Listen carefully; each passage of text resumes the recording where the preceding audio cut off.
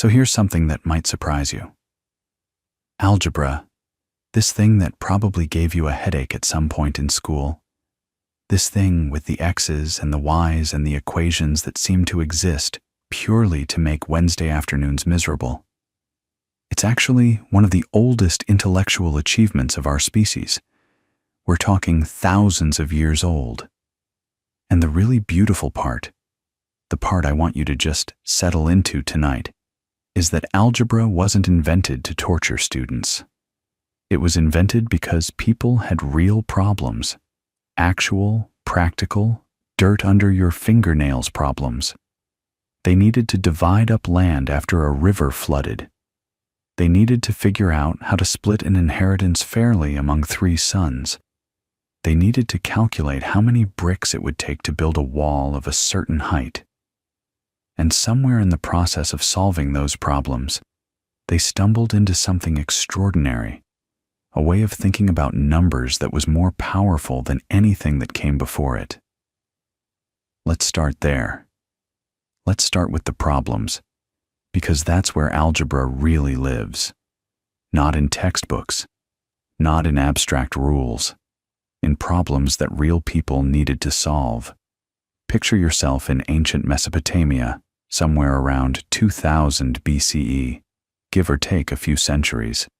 This is modern-day Iraq, the land between the Tigris and the Euphrates rivers, what historians call the cradle of civilization. And these people, the Babylonians, they were remarkable. They had cities, they had trade networks, they had bureaucracies, and bureaucracies need math. If you're running a grain warehouse and you need to figure out how much barley to distribute to workers, you need arithmetic. But if you're trying to figure out the dimensions of a field when you know its area and you know that one side is a certain amount longer than the other, well, now you need something more. You need algebra. You just don't know that's what it's called yet, because nobody's going to call it that for another 3,000 years. The Babylonians wrote on clay tablets, and here's what's kind of wonderful about clay. It survives. Paper rots, papyrus crumbles. But clay? Clay just sits there in the desert for 4,000 years waiting for someone to dig it up. So we actually have these tablets. Thousands of them. And when scholars started translating them in the 19th and 20th centuries, they found something amazing. These weren't just accounting records. Some of them were math problems, practice problems, teaching problems, worked examples. They were textbooks, essentially. Ancient textbooks pressed into wet clay with a reed stylus. And the problems on these tablets, they're algebra, not written the way you learned it, not with x's and equal signs, but the logic is the same. Here's a typical one, and I'm paraphrasing, but it goes something like this. I have a square. I add the side of the square to the area of the square, and I get 870. What is the side? Now think about what that's really asking. If you call the side of the square some unknown number, let's just call it something, anything, a placeholder, then the area is that number multiplied by itself, and when you add the number to its own square, you get 870. That's a quadratic equation. That's literally the kind of problem you might see in a high school algebra class. And the Babylonians were solving it 4,000 years ago. But here's the thing. They didn't write it symbolically. They didn't have variables. They didn't write x squared plus x equals 870. They described everything in words. I added the side to the area, and then they walked through the solution step by step, also in words. It's like reading a recipe. First, you do this, then you take half of that, then you square it, then you add it to this other thing. Very procedural, very concrete, and it works. It gives you the right answer. This is what mathematicians call rhetorical algebra. Everything expressed in natural language, no symbols, no shorthand. And if that sounds cumbersome, well, it is. Imagine trying to do your taxes if you had to write out every single operation as a full sentence. Take the number of dollars earned and subtract from it the number of dollars already taxed, then multiply the result by the fraction 3/20. You'd lose your mind. But for a very long time, that's how all mathematics was done.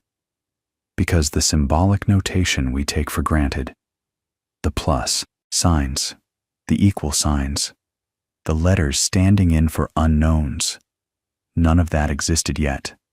That whole system had to be invented, piece by piece, over centuries. And the story of how it was invented is honestly one of the great underappreciated stories in the history of human thought. But let's stay with the Babylonians for a moment longer, because they deserve it. Their number system was base 60, not base 10 like ours, base 60, which sounds bizarre until you realize that we still use it. Every time you look at a clock and see 60 seconds in a minute and 60 minutes in an hour, that's Babylonian. Every time you measure an angle and there are 360 degrees in a circle, that's base 60 thinking. It stuck around for 4 millennia because it was genuinely useful. 60 is divisible by 2, 3, 4, 5, 6, 10, 12, 15, 20, and 30. That makes fractions much easier to work with. The Babylonians were practical people, and they chose a number system that made practical calculations cleaner. Now, the kinds of algebra problems they solved, they had methods for what we'd now call linear equations, quadratic equations, even some cubic problems. They could handle systems of equations, where you have two unknowns and two relationships between them, and their methods were algorithmic. They were procedures. Do this step, then this step, then this step, and you'll get the answer. They didn't prove that these methods worked in the way that a Greek mathematician would later demand proof. They just showed that they worked over and over on example after example. And honestly, for practical purposes, that was enough. If you're a surveyor trying to measure a field, you don't need a philosophical proof that your method is valid. You need the right answer, and you need it before sundown. So here's a question worth sitting with. If the Babylonians were doing algebra 4,000 years ago, why do we usually credit algebra to a much later period? Why does the word algebra itself come from a 9th century Arabic book? What happened in between? Well, a lot happened. Let's drift forward in time, past the Babylonians, and visit the ancient Greeks for a moment. Because the Greeks did something fascinating and, in a way, kind of frustrating. They were brilliant mathematicians: Euclid, Archimedes, Apollonius. These are some of the greatest mathematical minds in history. But they had a particular obsession. They loved geometry.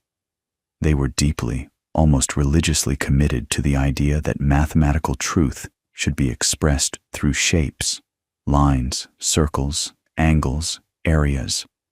And so, when they encountered the kinds of problems that the Babylonians had solved with numerical procedures, the Greeks reframed them as geometry problems. Think about what that means. Instead of saying, find a number whose square plus the number itself equals 870, a Greek mathematician might say, find a line segment such that the square constructed on it, combined with a rectangle of certain proportions, has a given area. Same problem, completely different language. And the Greek approach had real advantages. It was rigorous, it was visual, it led to proofs that were absolutely airtight. Euclid's Elements, written around 300 BCE, is one of the most influential books ever produced. Its logical structure, where you start from a handful of basic assumptions and build up an entire edifice of proven results, became the model for how mathematics should be done. And that model persisted for over 2,000 years. But there was a cost. By insisting that everything be geometric, the Greeks made it harder to develop the kind of abstract, symbolic thinking that algebra ultimately needs. They could solve quadratic equations, absolutely, but they solved them by manipulating shapes, not symbols. And that meant there was a ceiling on how far they could go. You can visualize a square, you can visualize a cube, but try to visualize a four-dimensional shape and you're stuck. The geometric approach, for all its elegance, eventually runs into walls that a purely symbolic approach can walk right through. And this is one of those big themes I want you to hold on to as we go deeper tonight. The history of algebra is really the history of abstraction, of learning to let go of the concrete, the physical, the visible, and trust in symbols and rules that work even when you can't picture what they mean. That process took humanity a very, very long time. And every step along the way, there were people who resisted, who said this is too abstract. This doesn't mean anything. You can't just manipulate symbols without knowing what they refer to. And every time, the abstraction won, because it was more powerful. So the Greeks gave us rigor and proof, but kept mathematics tethered to geometry. And then, as the centuries rolled on, the center of mathematical innovation shifted. It shifted east to India, and then to the Islamic world. And that's where things really start to accelerate. Let me tell you about India for a moment, because Indian mathematicians made contributions to algebra that are genuinely stunning, and they don't always get the recognition they deserve. We're talking about figures like Brahmagupta, who was working in the 7th century CE in Rajasthan, in northwestern India. Brahmagupta did something that seems simple, but was actually revolutionary. He treated negative numbers as legitimate mathematical objects. He wrote down rules for how to add, subtract, multiply, and divide with negative numbers. He even had rules for zero. He described zero as the result of subtracting a number from itself, and he laid out how zero interacts with other numbers in arithmetic. Now, you might think, what's the big deal? Negative numbers are obvious, right? You owe someone $5, that's -5. But here's the thing. For most of mathematical history, negative numbers were considered absurd. The Greeks didn't use them. Many European mathematicians, as late as the 16th and 17th centuries, were deeply uncomfortable with them. They called them fictitious or absurd numbers. How can you have less than nothing? It doesn't make physical sense. But Brahmagupta just went ahead and used them because they made the math work. They made equations solvable that otherwise weren't. If you're trying to solve a problem and the answer comes out negative, you have two choices. You can throw up your hands and say the problem has no solution, or you can accept negative numbers and keep going. Brahmagupta kept going. He also worked on what are now called Pell equations, which are a type of equation involving squares of whole numbers. These are genuinely difficult problems, and Brahmagupta developed methods for solving them that weren't matched in Europe for 1,000 years. 1,000 years. Let that sink in. There were mathematical techniques in 7th century India that European mathematicians didn't rediscover until the 17th and 18th centuries. And Brahmagupta wasn't alone. There was Aryabhata before him, working around 500 CE, who developed sophisticated methods for solving systems of linear equations. There was Mahavira in the 9th century, who extended work on quadratic equations and combinatorics. And later, in the 12th century, there was Bhaskara II, sometimes called Bhaskaracharya, who wrote a beautiful mathematical text called the Lilavati, named, according to tradition, after his daughter. In it, he posed algebraic problems with a kind of playfulness and elegance that makes you realize this was someone who genuinely loved mathematics. He'd frame problems as little stories: a swarm of bees, a group of monkeys, a lotus flower rising from a pond, and embedded in each story was a mathematical puzzle waiting to be unwound. But here's what connects all of these Indian mathematicians, and what makes their contribution to algebra so important. They were comfortable with abstraction in a way that the Greeks generally weren't. They were willing to work with numbers as numbers, not as geometric lengths or areas, but as pure quantities that could be manipulated according to rules. They developed early forms of symbolic notation, using abbreviations and shorthand to represent unknowns and operations. Not the full symbolic system we use today, but a step in that direction, a significant step. And it was this tradition, this willingness to work abstractly with numbers, to accept negative quantities, to develop systematic procedures for solving equations, that flowed westward into the Islamic world and set the stage for the person whose name is literally synonymous with algebra. A Persian scholar working in 9th century Baghdad, in one of the most extraordinary intellectual environments the world has ever seen. His name was Muhammad ibn Musa al-Khwarizmi, and the book he wrote around 820 CE would give algebra its name and, in many ways, its identity as a distinct branch of mathematics. The title of that book, translated roughly, was The Compendious Book on Calculation by Completion and Balancing. The Arabic word for completion in that title is algebra, and algebra over the centuries became algebra, the word itself, the name of the entire field. And that's not the only word al-Khwarizmi gave us, by the way. His own name, al-Khwarizmi, was Latinized over the centuries into algorithmi, and from that we get the word algorithm. So this one scholar, working in Baghdad roughly 1200 years ago, gave us the names for two of the most fundamental concepts in all of mathematics and computer science. Think about that for a second. Every time someone talks about algebra, every time a software engineer writes an algorithm, they're using words that trace back to this one person and this one moment in history. So who was he, and what made his work so important? Al-Khwarizmi was a scholar at the House of Wisdom, Beit al-Hikmah, in Baghdad, which was essentially the greatest research institution of its era.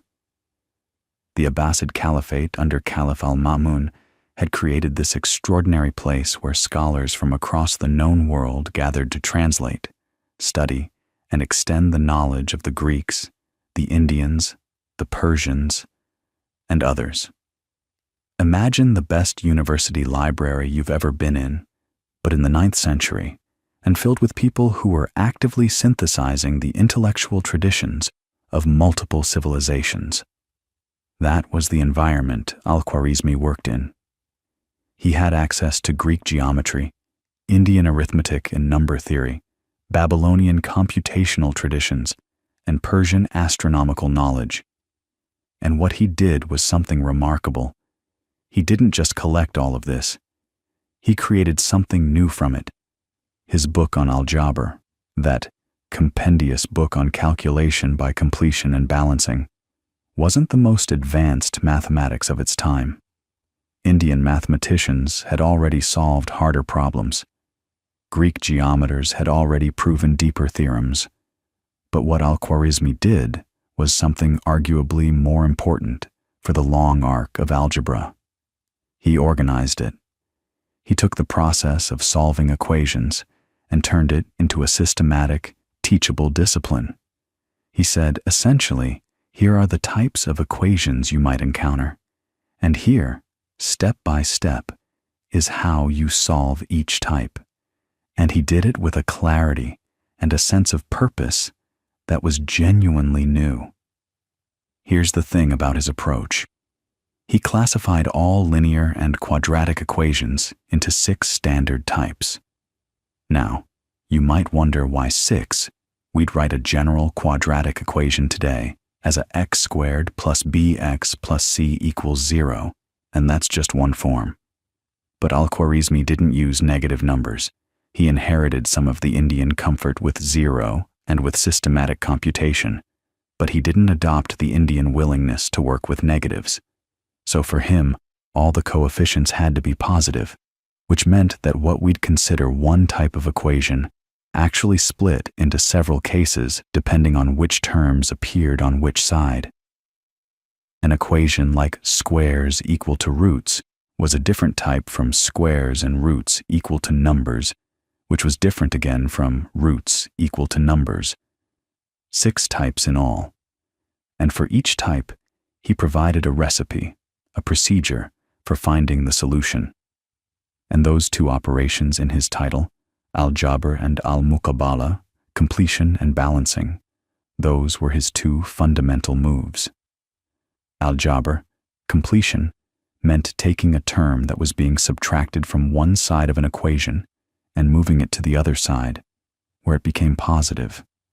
If you had something like x squared equals 5x minus 6, the algebra step would move that minus 6 to the other side to get x squared plus 6 equals 5x.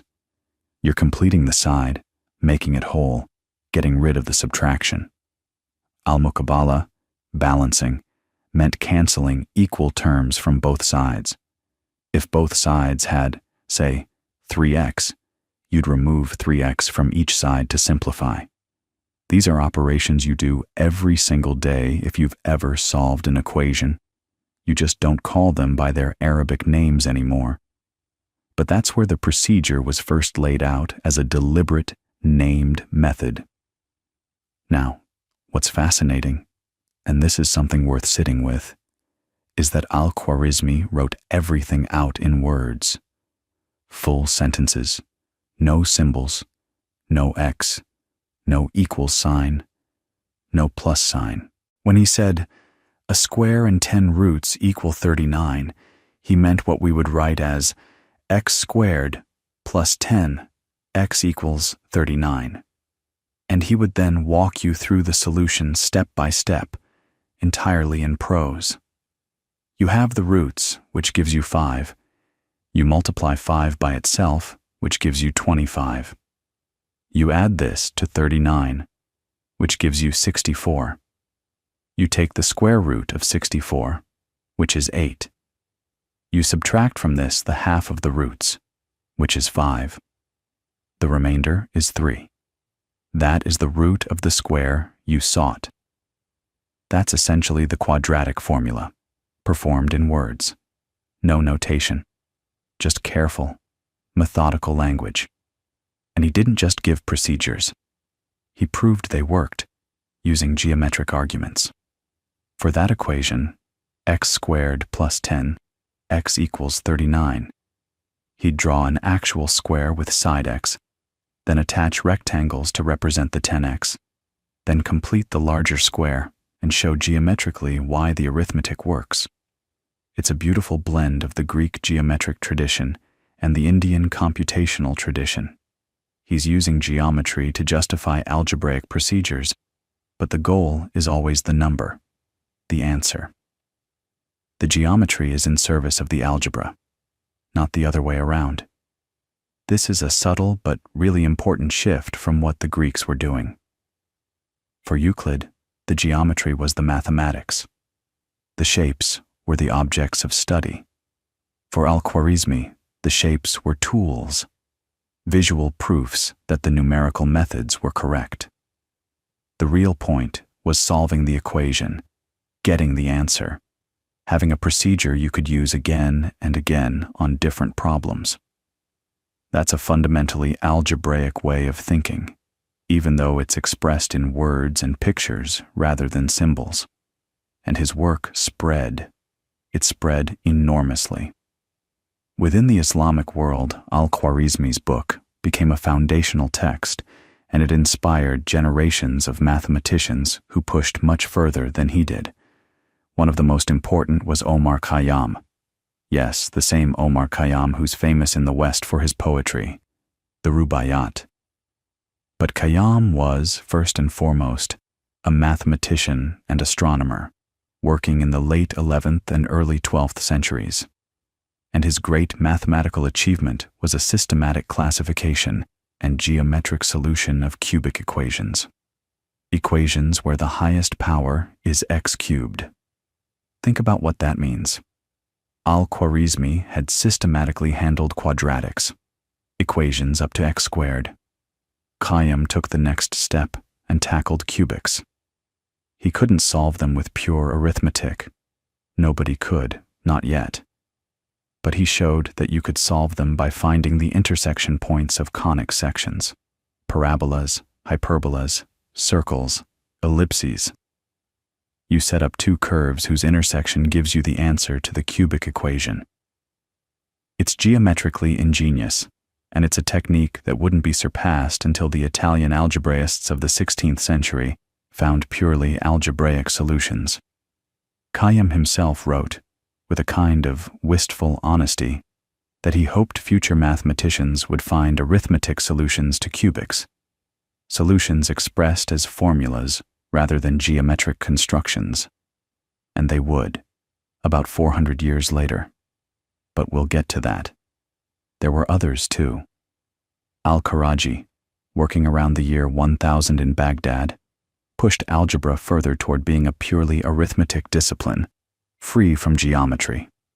He studied powers of unknowns, not just x and x squared, but x cubed, x to the fourth, x to the fifth, and beyond, and developed rules for manipulating them. He essentially started building what we'd now call polynomial algebra. He also worked out early versions of the binomial theorem and mathematical induction, which are ideas that sit at the heart of modern mathematics. Then there was al-Samawal, a 12th century mathematician who extended al-Khwarizmi's work and handled negative powers of unknowns, what we'd call things like 1 over x or 1 over x squared. He was working with something very close to our modern notion of polynomials and rational expressions centuries before European mathematicians got there. And here's something I think is really worth appreciating about this whole period. The Islamic mathematical tradition wasn't just preserving Greek and Indian knowledge, though it certainly did that, and we owe an enormous debt for that preservation alone. It was actively transforming algebra from a collection of problem-solving tricks into a coherent discipline with its own identity. Before al-Khwarizmi, you had algebraic problems scattered across different cultures, solved by different methods, embedded in geometry or astronomy or commerce. After him, and after the generations of Islamic mathematicians who followed, you had algebra, a recognizable field of study with standard problems, standard methods, and an increasingly abstract character. But all of this was still rhetorical algebra, words, not symbols, and it was still, for the most part, focused on finding specific numerical answers to specific equations. The idea of algebra as a language, a symbolic system for expressing general relationships, was still centuries away. That transformation would begin slowly and unevenly when this Islamic mathematical tradition made its way into medieval Europe. And the person most responsible for that transmission was an Italian merchant's son who grew up in North Africa, learned arithmetic from Arab traders, and came back to Europe with a book that would change everything. His name was Leonardo of Pisa, though you probably know him by his nickname, Fibonacci. And the book he published in 1202, the Liber Abaci, wasn't really about algebra in the way al-Khwarizmi's book was. It was about something even more fundamental. It was about how to do arithmetic, because here's the thing that's easy to forget. In 1202, most of Europe was still using Roman numerals. And if you've ever tried to multiply two large numbers using Roman numerals, you know that it's essentially a nightmare. Roman numerals are fine for recording quantities. You chisel 14 on a stone marker and everyone knows what it means. But they were never designed for computation. There's no place value. There's no zero. Try dividing 1,947 by 34 in your head, and you'll immediately feel the problem. European merchants and scholars in the early 13th century mostly did their actual calculating on counting boards or abacuses, physical devices where you moved tokens around. The written numerals were just for recording the result afterward. The arithmetic itself happened on a table, not on a page. So when young Leonardo came back from North Africa, where he'd spent years learning the Hindu-Arabic numeral system from Arab merchants and mathematicians, he was carrying something genuinely revolutionary. Not a new theorem, not a new proof technique, but a better way to write numbers. 0 through 9, place value, and the ability to do complex arithmetic entirely with pen and ink. His Liber Abaci, the Book of Calculation, was essentially a massive tutorial on this system, worked out through hundreds of practical problems. How to convert currencies, how to calculate profits, how to divide goods among partners, how to figure out interest. It was a book written for merchants, for the commercial world of medieval Italy, and it was extraordinarily practical. Now Fibonacci is famous today mostly for that number sequence. 1, 1, 2, 3, 5, 8, 13, and so on, where each number is the sum of the two before it. And yes, that sequence does appear in the Liber Abaci, but it's buried in a word problem about breeding rabbits, and it takes up maybe a page out of a 600-page book.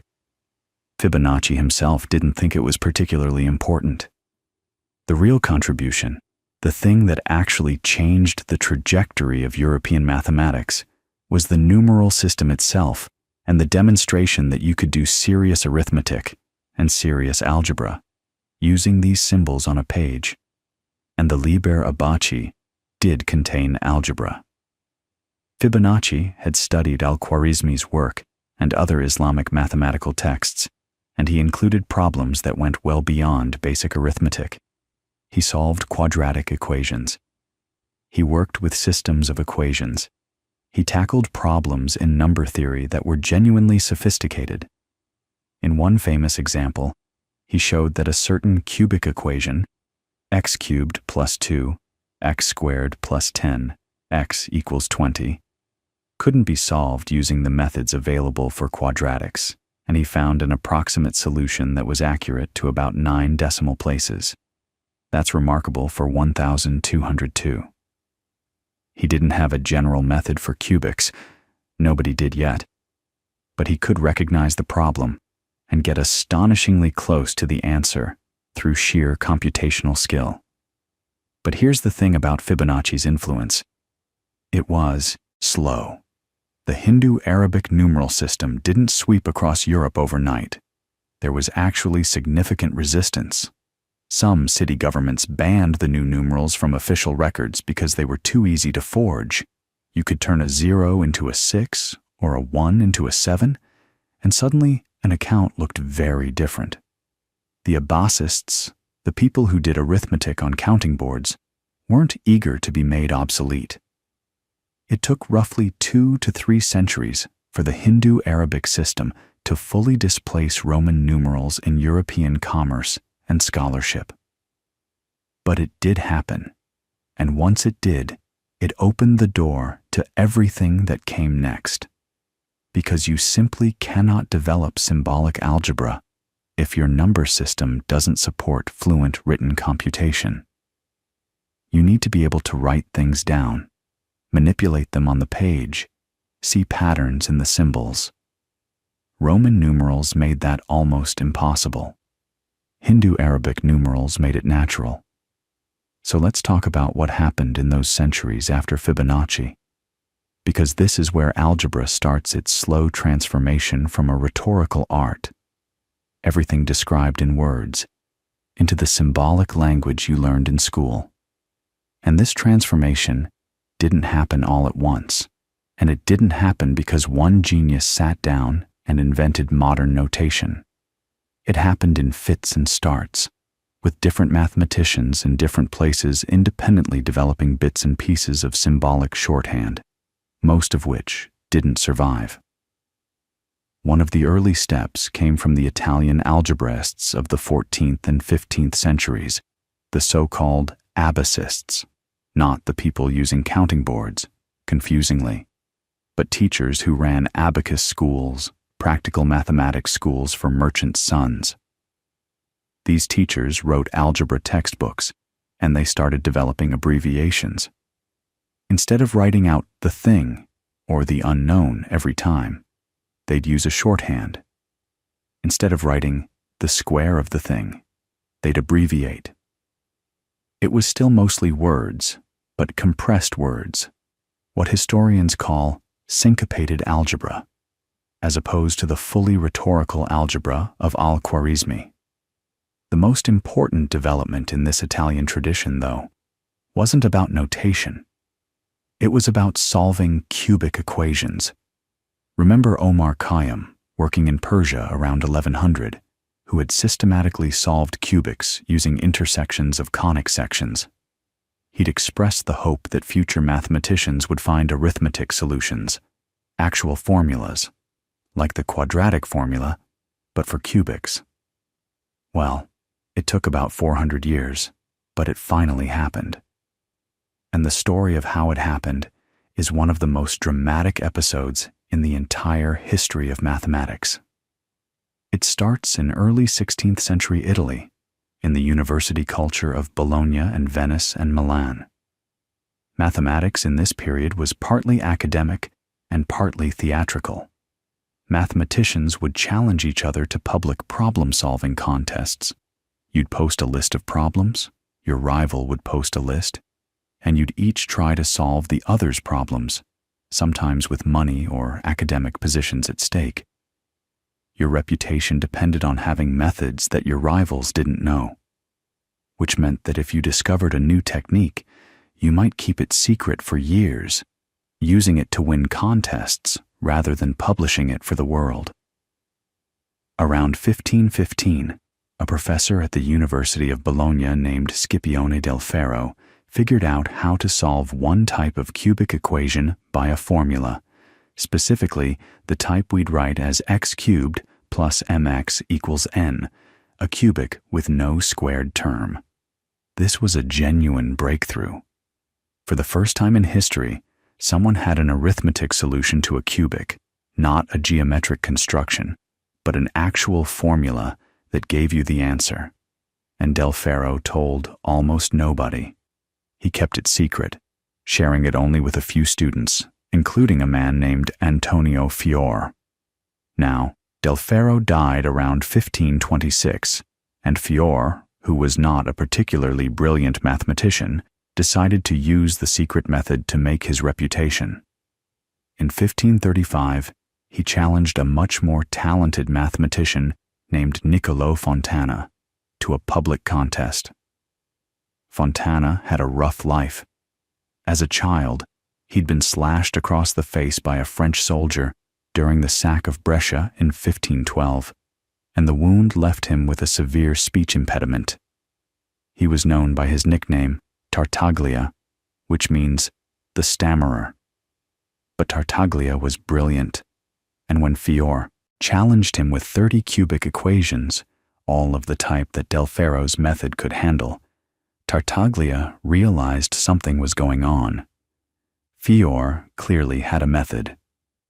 So Tartaglia threw himself into the problem, and in a burst of intense work, the story goes it happened on the night of February 12th, 1535, he independently discovered the solution, not just for Fior's type of cubic, but for other types as well. He solved all 30 of Fior's problems in 2 hours. Fior couldn't solve any of Tartaglia's. It was a rout. Now, word of Tartaglia's triumph spread quickly, and it attracted the attention of one of the most colorful and controversial figures in Renaissance mathematics, Girolamo Cardano. Cardano was a physician, astrologer, gambler, philosopher, and mathematician based in Milan. He was brilliant, prolific, and not always scrupulous. He desperately wanted Tartaglia's method for the cubic. He begged, he flattered, he promised. And eventually, in 1539, Tartaglia shared the method with Cardano, but under an oath of secrecy. Cardano swore he would never publish it. And here's where it gets messy. Cardano and his brilliant student Lodovico Ferrari continued working on the problem. Ferrari managed to solve the quartic equation, the 4th-degree equation, by reducing it to a cubic, which meant that Tartaglia's cubic formula was now the key to solving quartics too. And then Cardano learned that Del Ferro had actually discovered the cubic solution before Tartaglia. He tracked down Del Ferro's old notebooks in Bologna and confirmed it. And Cardano decided, or rationalized, that since Del Ferro had priority, publishing the method wouldn't technically violate his oath to Tartaglia, which had been about Tartaglia's own discovery. So, in 1545, Cardano published his masterwork, the Ars Magna, the Great Art, which contained the solution to the cubic, the solution to the quartic, and a wealth of other algebraic results. He did credit both Del Ferro and Tartaglia, but Tartaglia was furious. He felt utterly betrayed. A bitter public feud erupted, with Tartaglia and Ferrari exchanging insults and mathematical challenges for years. The human drama here is intense, and it's easy to get lost in it. But let's step back and think about what actually happened mathematically, because the Ars Magna is genuinely one of the most important mathematics books ever written. For the first time, humanity had general formulas for solving cubic and quartic equations. Think about what that means in the arc we've been following. The Babylonians could solve quadratics nearly 4,000 years earlier. The Greeks could solve them geometrically. Al-Khwarizmi codified the methods. And now, finally, Cardano and his contemporaries had pushed beyond that barrier. Cubics and quartics solved. And here's what's really fascinating about the cubic formula. When you use it, something strange happens. For certain perfectly ordinary cubic equations, equations with 3 real solutions that you can point to on a number line, the formula requires you to take square roots of negative numbers in the intermediate steps. You get these expressions involving the square root of -1, and they seem like nonsense. There's no real number whose square is negative.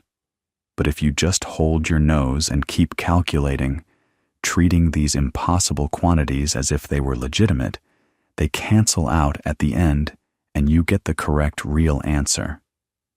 This was deeply unsettling. Cardano himself encountered these expressions and called them sophistic, meaningless, as subtle as they were useless. But they worked. And this is one of those moments where algebra is pushing mathematicians toward a concept they're not ready for. The square root of -1, what we'd eventually call the imaginary number I, was knocking on the door, demanding to be let in. It would take another 2 centuries before mathematicians fully accepted complex numbers, but the cubic formula is where they first appeared, unavoidably, in the middle of a practical calculation. And there's something else the Ars Magna did that's worth pausing on. Cardano was still writing in a mostly rhetorical style, words, not modern symbols. He'd describe the cube and 6 times the thing equal 20, rather than writing x cubed plus 6x equals 20. But he was pushing the boundaries of what rhetorical algebra could handle. The quartic formula is enormously complicated, and describing it entirely in words is almost unbearable. The pressure to develop better notation was building. Mathematics was outgrowing its language. That pressure would find its release in the next generation, and particularly in the work of a French lawyer with a passion for mathematics, who would take the first real steps toward the symbolic algebra we use today. His name was François Viète, and he was working in late 16th century France, a country torn apart by religious wars between Catholics and Huguenots. Viète served the Protestant king Henry of Navarre, later Henry IV of France, and he actually used his mathematical skills for code breaking, deciphering intercepted Spanish diplomatic correspondence so effectively that the Spanish king Philip II complained to the Pope that the French must be using sorcery. But Viète's real passion was mathematics, and in 1591 he published a work called In Artem Analyticem Isagoge, Introduction to the Analytic Art, that contained an idea so simple and so powerful that it's hard to believe nobody had done it before. Viète proposed using letters to represent not just unknowns, but known quantities as well. Before Viète, when you wrote an equation, the coefficients were always specific numbers. You'd solve x squared plus 6x equals 27 and get a specific answer. If you wanted to solve a different quadratic, you'd start over with new specific numbers. Viète said, "What if we use vowels for the unknowns and consonants for the known quantities?" So instead of solving one equation at a time, you could write something like a squared plus b times a equals c and solve it once for all possible values of b and c. You could express general relationships, general formulas, general truths about equations, not just specific numerical answers. This is the moment algebra becomes a language. And it's the moment that connects directly to what you learned in school. Because when your teacher wrote a x squared plus bx plus c equals 0 on the board, with a and b and c representing any numbers, that's Viète's idea. The specific letters we use today are different. We use x, y, z for unknowns, and a, b, c for constants, a convention that mostly comes from Descartes about 50 years later. But the core concept, the idea that algebra is about general forms rather than specific problems, that's Viète. And it changes everything, because now you can study equations themselves, as objects. You can ask, what's true about all quadratic equations? What's true about all cubics? You can develop a theory of equations, not just a collection of solution techniques. And Viète went further. He used his new notation to find relationships between the roots of an equation and its coefficients, what we now call Viète's formulas. If you have a quadratic x squared minus 5, x plus 6 equals 0, and its roots are 2 and 3, then 2 plus 3 equals 5, which is the coefficient of x, and 2 times 3 equals 6, which is the constant term. Viète showed that this kind of relationship holds generally for equations of any degree. The sum of the roots, the sum of the products of roots taken in pairs, and so on, they're all connected to the coefficients in specific, predictable ways. This is beautiful, and it's the kind of insight that's only possible once you have symbolic notation, once you can see the general form of an equation rather than being buried in specific numbers. But Viète's notation was still clunky by modern standards. He wrote things out in a hybrid of words and symbols that look strange to us today. The final push toward modern algebraic notation came from René Descartes, writing in France in the 1630s, and from that work came something that fused algebra and geometry together in a way that neither of them would have imagined. And that fusion is one of the most consequential ideas in the entire history of mathematics. So let's slow down and really give it the space it deserves. René Descartes published his Discourse on the Method in 1637, and tucked into the back of that book was an appendix called La Géométrie. It's one of those cases where the appendix turns out to be more important than the main work. Descartes was a philosopher, of course. You know the line, "I think, therefore I am." But he was also a serious mathematician. And in La Géométrie, he did something that changed the landscape permanently. He took algebra and geometry, these two traditions that had been running alongside each other for centuries, sometimes touching, sometimes not, and he welded them together. Here's what he actually did. He introduced the idea that you could set up two perpendicular lines, what we now call axes, and use them to assign numerical coordinates to every point in a plane. A point isn't just a dot on a page anymore. It's a pair of numbers. And a curve isn't just a shape you draw freehand. It's the collection of all points whose coordinates satisfy some algebraic equation. A circle centered at the origin with radius 5? That's all the points where x squared plus y squared equals 25. A parabola? That's y equals x squared. A straight line? That's y equals mx plus b. Think about what that means. Every geometric shape becomes an equation. Every equation becomes a shape. You can take a problem in geometry, say where do two curves intersect, and turn it into a problem in algebra. Solve these two equations simultaneously, and you can take a problem in algebra. What does the equation y equals x cubed minus 3x look like? And turn it into a geometry problem. Plot the curve and study its shape. The two disciplines become two languages for the same underlying reality, and you can translate freely between them. Now, Descartes wasn't the only person thinking along these lines. Pierre de Fermat, yes, the same Fermat who's famous for that last theorem we'll get to later, was independently developing very similar ideas around the same time. Fermat actually wrote about coordinate geometry before Descartes published, but his work circulated privately and wasn't published until after his death. There's a legitimate argument that Fermat deserves equal credit, maybe even priority. But Descartes' version was the one that got published, got read widely, and shaped the notation we still use. History isn't always fair about these things. And speaking of notation, this is where Descartes really cleaned things up.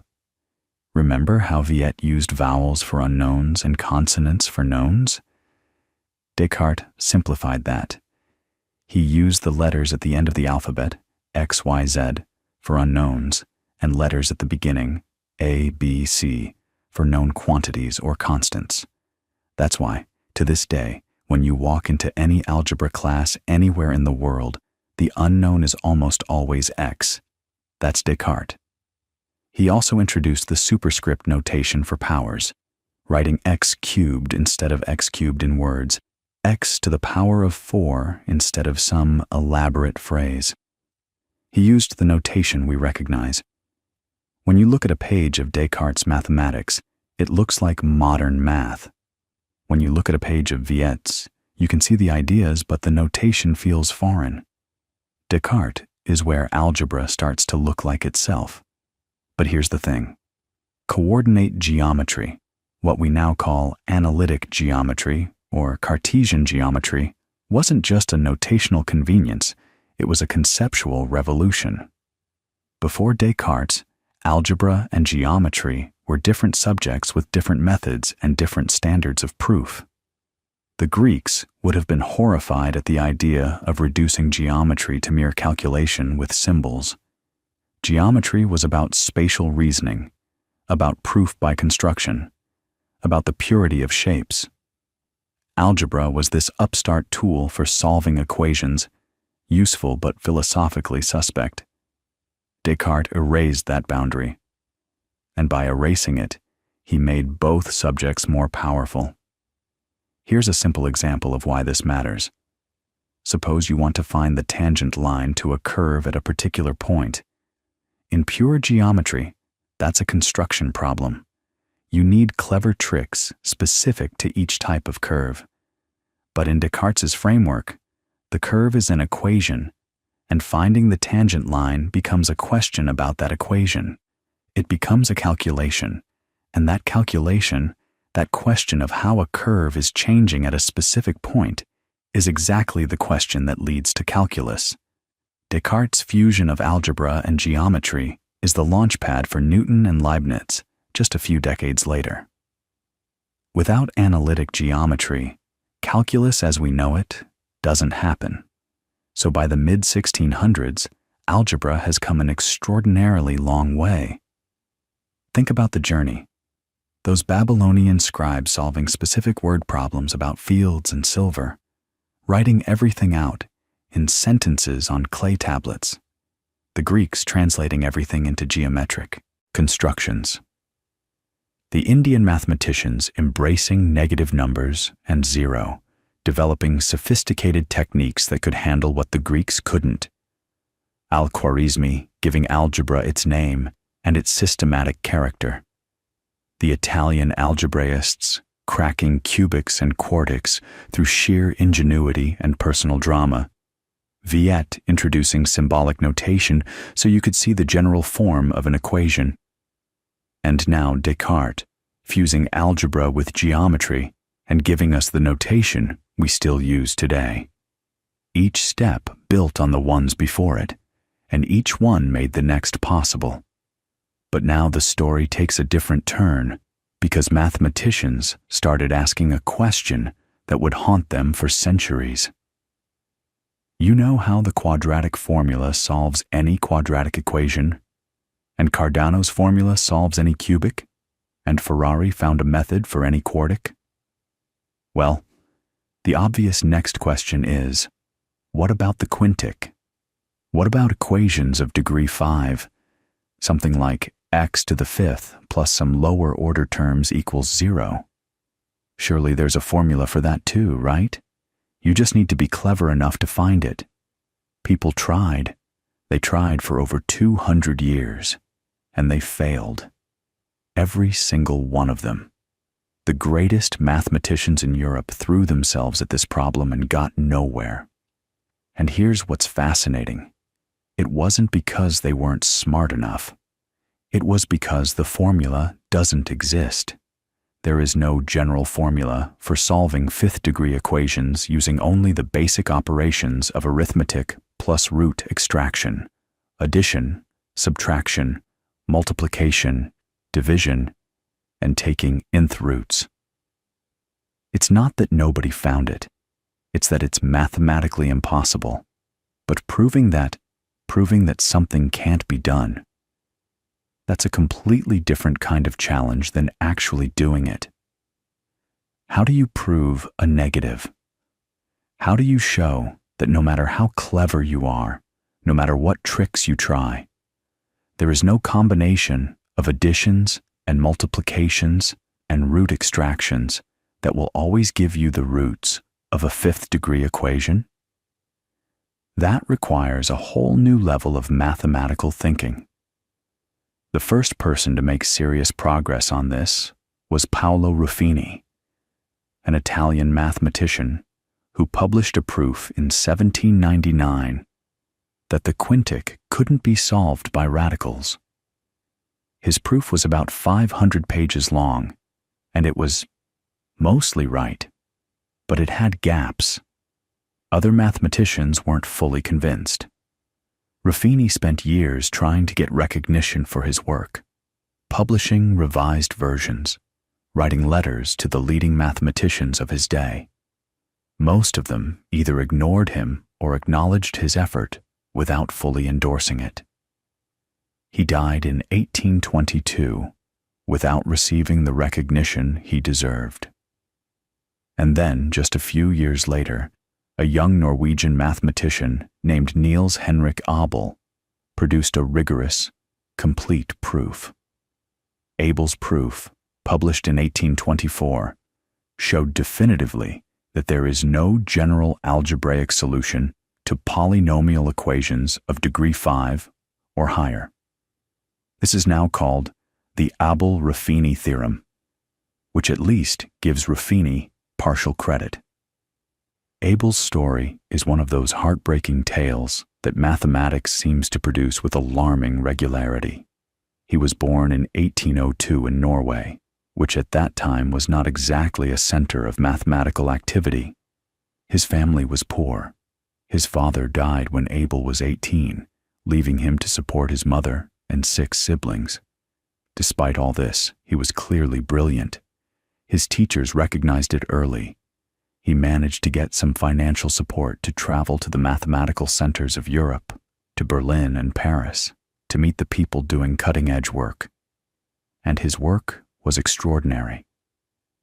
Beyond the impossibility proof for the quintic, he made fundamental contributions to the theory of elliptic functions, to analysis, to so many areas. But he struggled constantly for recognition and employment. He sent his proof about the quintic to Carl Friedrich Gauss, arguably the greatest mathematician alive at the time, and Gauss apparently tossed it aside without reading it carefully. Can you imagine? One of the most important results in the history of algebra, and Gauss threw it on a pile. Abel returned to Norway without a permanent position. He contracted tuberculosis. He continued working, producing brilliant mathematics, while his health deteriorated. In early 1829, a letter arrived offering him a prestigious professorship in Berlin. The recognition he'd been seeking his entire short career. It arrived 2 days after he died. He was 26 years old. So Abel proved that you can't solve the general quintic with radicals. But that raises an immediate follow-up question, a deeper and more subtle one. Some specific quintic equations can obviously be solved. X to the 5th equals 32 has the solution. X equals 2. No mystery there. So the question becomes, given a specific polynomial equation, how do you know whether it can be solved by radicals or not? What is it about an equation that determines its solvability? And the answer to that question came from someone whose story is, if anything, even more dramatic than Abel's. His name was Évariste Galois, and he might be the most romantic figure in the entire history of mathematics. Born in 1811 near Paris, Galois was a prodigy who was also, by all accounts, terrible at playing the academic game. He failed the entrance exam to the École Polytechnique twice, the premier institution for mathematics in France, apparently because he couldn't be bothered to show his work in the way the examiners expected. Legend has it that during one oral exam, he threw an eraser at the examiner's head, though that might be apocryphal. He ended up at the Lesser École Normale, where he continued to develop his mathematical ideas, and those ideas were staggering. Galois, as a teenager, essentially invented a new branch of mathematics, what we now call group theory, and used it to completely characterize which polynomial equations can be solved by radicals and which cannot. He introduced the concept of what's now called a Galois group, which captures the symmetries of the roots of an equation, and he showed that an equation is solvable by radicals if and only if its Galois group has a particular structural property, a property called solvability, which has a precise technical definition involving a chain of subgroups. Now that's abstract. Let me try to give you a sense of why symmetry is the key. Think about a quadratic equation with 2 roots. You can swap those 2 roots, interchange them, and in a certain sense, the equation can't tell the difference. The equation treats its roots symmetrically. For a cubic with 3 roots, there are more possible permutations. 6 ways to rearrange 3 objects. But not all of those rearrangements respect the algebraic relationships between the roots. The ones that do form a group, in the mathematical sense, a collection of symmetry operations that you can combine and reverse, and the structure of that group, the way it's built up from simpler pieces, determines whether you can peel the equation apart using radicals, layer by layer, or whether the roots are tangled together in a way that no sequence of root extractions can untangle. What Galois did was connect an algebraic question. Can you write down a formula? To a structural question about symmetry. And that connection turned out to be one of the most fertile ideas in all of mathematics. Group theory, which Galois essentially created to solve this one problem, became a central organizing principle across mathematics and physics. The symmetry groups of geometric objects, the symmetry groups of physical laws, the classification of crystals, the structure of quantum mechanics, all of it flows from this idea that Galois had as a teenager. But Galois barely got to see any of this develop. He was politically radical in a turbulent time. This was France in the early 1830s, just after another revolution, and he was arrested twice for political activities. He was expelled from school. And then, in May of 1832, at the age of 20, he was killed in a duel. The exact circumstances are murky. It may have been over a woman, or it may have been politically motivated, or both. The night before the duel, knowing he might die, Galois stayed up frantically writing down his mathematical ideas, scribbling notes in the margins, writing, "I have not time," next to one passage. He sent his papers to a friend with instructions to get them to the leading mathematicians of the day. He was shot in the abdomen during the duel and died the next day in the hospital. His younger brother was at his side. His last words reportedly were, "Don't cry, Alfred. I need all my courage to die at 20. His papers were eventually published, but it took years for the mathematical community to fully understand what he had done. When they did, they realized that this young man, dead at 20, had opened a door into an entirely new way of thinking about algebra.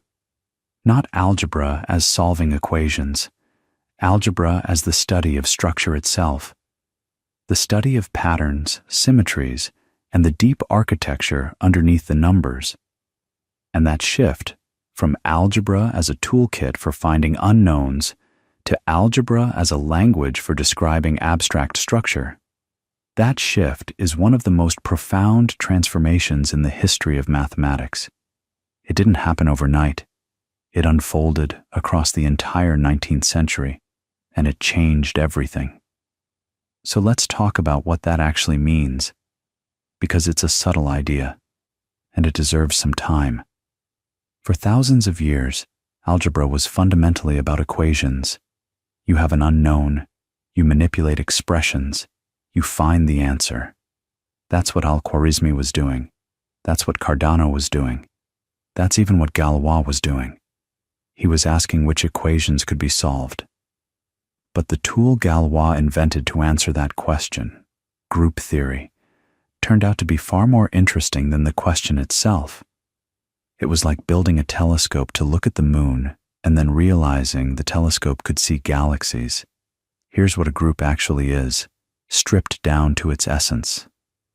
Imagine you have a collection of things. They could be numbers, they could be rotations, they could be symmetries of a shape, it doesn't matter. And you have a way of combining any two of them to get another thing in the collection. That's it. That's the starting point. But there are rules. The combination has to be associative, meaning if you combine three things, it doesn't matter whether you group the first two together first or the last two together first. You get the same result. There has to be an identity element, something that when you combine it with anything else, nothing changes. And every element has to have an inverse, something that undoes it. Think of it like this. If your operation is addition, then 0 is the identity because adding 0 changes nothing, and the inverse of 5 is -5 because they cancel each other out. The integers under addition form a group. The rotations of a square form a group. You can rotate 90 degrees, 180, 270, or 360, and combining any two rotations gives you another rotation, and there's always a rotation that undoes any given one. Now here's the thing that makes this so powerful. Once you define a group this abstractly, you realize that wildly different mathematical objects share the same underlying structure. The group of rotations of a square and the group of remainders when you divide by 4 under addition, they're structurally identical. They're the same group wearing different costumes. Mathematicians call this an isomorphism, and it's one of those ideas that, once you see it, you start seeing it everywhere. The specific objects don't matter. What matters is the pattern of how they relate to each other. This way of thinking, studying the relationships and structures rather than the specific objects, became the heartbeat of modern algebra. And the person who really crystallized this, who took Galois' ideas and built them into a systematic framework, was a quiet, methodical mathematician named Arthur Cayley. Cayley was English, born in 1821, and he was one of those people who just produced mathematics at an astonishing rate. He published nearly 1,000 papers over his career. In 1854, he wrote a paper that gave the first abstract definition of a group, pulling the concept free from its origins in permutations and symmetries and stating it purely in terms of those axioms I just described. He also did foundational work on matrices, rectangular arrays of numbers that you can multiply together, and showed that matrices themselves form algebraic structures with their own rules and properties. And matrices, let me tell you, are one of those things that seem abstract and pointless when you first encounter them, and then you realize they're running half the modern world.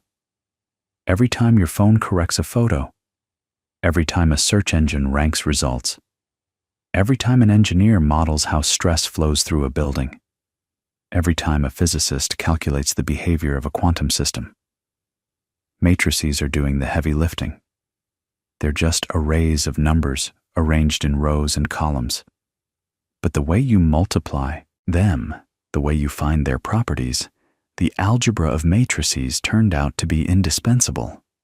And Cayley was one of the first to see that this algebra of matrices was its own thing, its own structure worth studying on its own terms. Around the same time, another crucial idea was taking shape: the idea of a ring. A ring is like a group but richer. Instead of just one operation, you have two. Think addition and multiplication. The integers form a ring. You can add them, you can multiply them, and the two operations play nicely together through the distributive law. You know, the thing where A times the quantity B plus C equals a times B plus a times C. That's not just a rule you memorized in school. It's one of the defining properties of a ring. And once mathematicians started thinking in terms of rings, they could study polynomials, integers, matrices, and all sorts of other objects through the same lens. The person who really drove this abstraction forward in a revolutionary way was Emmy Noether, and her story is one of the most remarkable and most unjust in the history of mathematics. Noether was born in 1882 in Erlangen, Germany. Her father was a mathematician, but that didn't make her path easy. Women were essentially barred from academic mathematics in Germany at the time. She was allowed to audit courses at the University of Erlangen, but not officially enroll. She eventually earned her doctorate in 1907, but then spent years working without pay, without a position, lecturing under the names of male colleagues. David Hilbert, one of the greatest mathematicians of the era, tried to get her a faculty position at Göttingen and was told by the philosophy faculty that a woman couldn't be a professor. His famous response was something like, "I do not see that the sex of the candidate is an argument against her admission. After all, we are a university, not a bathhouse." She still didn't get the position. She lectured under Hilbert's name for years. But here's what's wild about Noether. Despite all of this, despite being systematically excluded from the institutions that were supposed to support intellectual work, she produced mathematics that fundamentally reshaped the field. In physics, there's Noether's theorem, published in 1918, which proved that every symmetry in a physical system corresponds to a conservation law. The fact that the laws of physics don't change over time, that gives you conservation of energy. The fact that they don't change from place to place, conservation of momentum. This is one of the deepest results in all of theoretical physics, and it came from her work on abstract algebra applied to variational calculus. But it's her algebraic work that concerns us here, and it's staggering. In the 1920s, Noether essentially reinvented abstract algebra. She took the scattered ideas about groups, rings, and other structures and unified them into a coherent framework. Her approach was radically abstract. She insisted on working with the most general possible structures, stripping away everything inessential, focusing purely on the relationships between elements and the properties of the operations. Her students and collaborators, particularly B.L. van der Waerden, codified her ideas into the textbook Modern Algebra, published in 1930 and 1931, which became the standard reference and essentially defined what algebra meant for the 20th century. Before Noether, algebra was still largely about equations in specific number systems. After Noether, algebra was about abstract structures, groups, rings, fields, modules, ideals, studied for their own properties and interconnections. Think about what that means. A field, for instance, is a set where you can add, subtract, multiply, and divide. Everything except dividing by zero, and all the familiar rules work. The rational numbers are a field. The real numbers are a field. But so is the set of remainders when you divide by a prime number, with addition and multiplication defined by taking remainders. That's a finite field, and finite fields turn out to be essential in coding theory and cryptography. Every time you make a secure transaction online, finite field arithmetic is part of what keeps your data safe. Noether's abstract framework is what lets mathematicians see these connections, what lets them recognize that the same structural theorems apply to the rational numbers and to these strange finite systems, and to polynomial rings, and to dozens of other objects. And Noether did all of this while being denied the recognition and stability that her male colleagues took for granted. When the Nazis came to power in 1933, she was dismissed from her position. She was Jewish, and emigrated to the United States, where she taught at Bryn Mawr College. She died in 1935, at 53, from complications after surgery. Einstein wrote in her obituary for the New York Times that she was the most significant creative mathematical genius produced since the higher education of women began, and he wasn't exaggerating. So by the 1930s, algebra had undergone this complete metamorphosis. It started as arithmetic with unknowns, became the science of equations, and was now the study of abstract algebraic structures. And this wasn't just mathematicians playing games with definitions. These structures turned out to describe the real world in ways nobody anticipated. Group theory became the language of particle physics. The Standard Model, which describes all known fundamental particles and forces, is built on symmetry groups. ring theory became essential in algebraic geometry and number theory. The abstract machinery Noether and her school developed turned out to be exactly what was needed to attack problems that had resisted centuries of effort. One of those problems, one of the oldest and most famous in all of mathematics, was Fermat's last theorem. And the story of how abstract algebra eventually cracked it open is one of the most remarkable mathematical journeys of the 20th century. It took over 350 years, involved mathematicians from half a dozen countries, and when the final proof came, it used almost every piece of abstract algebraic machinery that had been built since Noether's time. It's worth slowing down for this one, because it ties together so many threads we've been following. So let's go back to where it started. Pierre de Fermat, that French lawyer and amateur mathematician we talked about earlier, the one who was working on coordinate geometry around the same time as Descartes, Fermat had a habit of scribbling notes in the margins of books. Around 1637, he was reading a copy of Diophantus's Arithmetica, that ancient Greek text about finding whole number solutions to equations, and he came across a discussion of Pythagorean triples. You know these: 3, 4, 5, 5, 12, 13.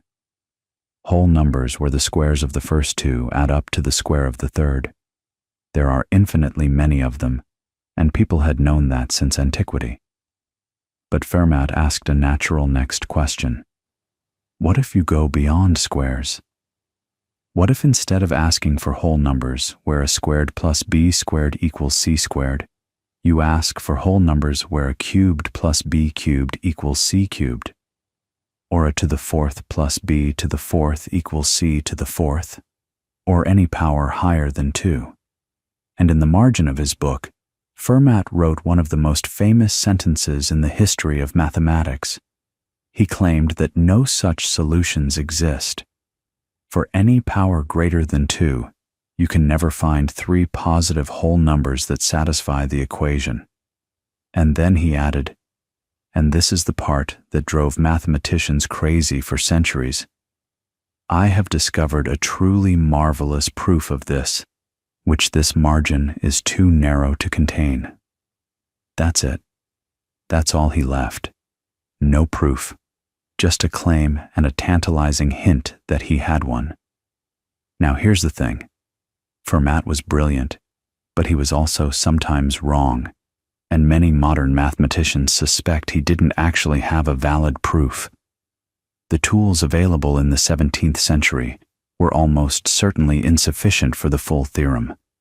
He may have had a proof for specific cases, the case where the exponent is 4, for instance, which he did prove elsewhere using a technique called infinite descent.